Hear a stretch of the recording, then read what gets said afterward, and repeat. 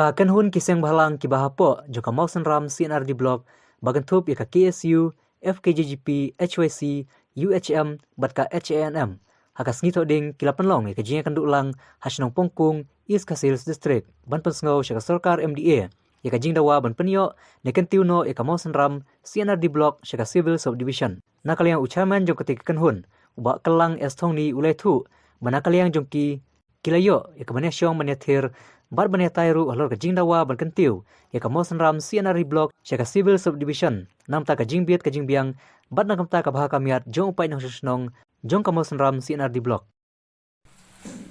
Idon hangi kungki noilam jong kiseng balan buker berang po jong ka mausan ram CNRD block. Liyo ya kombinasyon banitiro banetai ru halor ke jingdon kam ko bekerti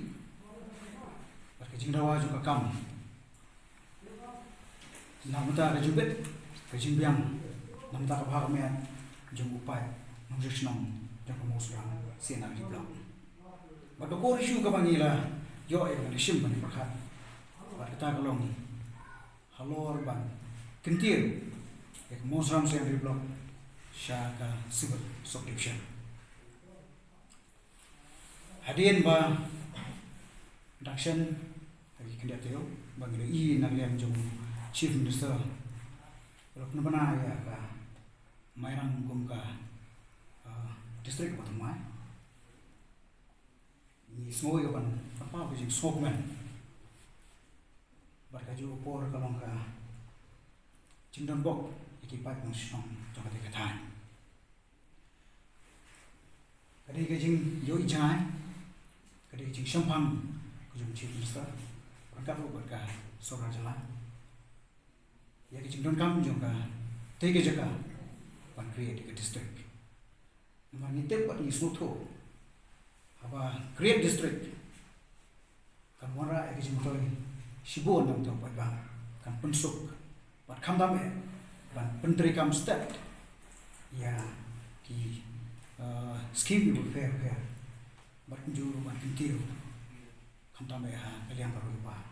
kalau kunjuru kajing create civil solution kaba khagmak made kadi kajing motor jo pat ba baru ban kintiu ya garoi ka ba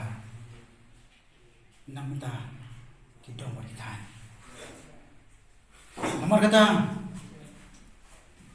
kungkin alam kisah malam bukan bukan hati po mosam saya pulang dan duriak nakam ta bangin pensmo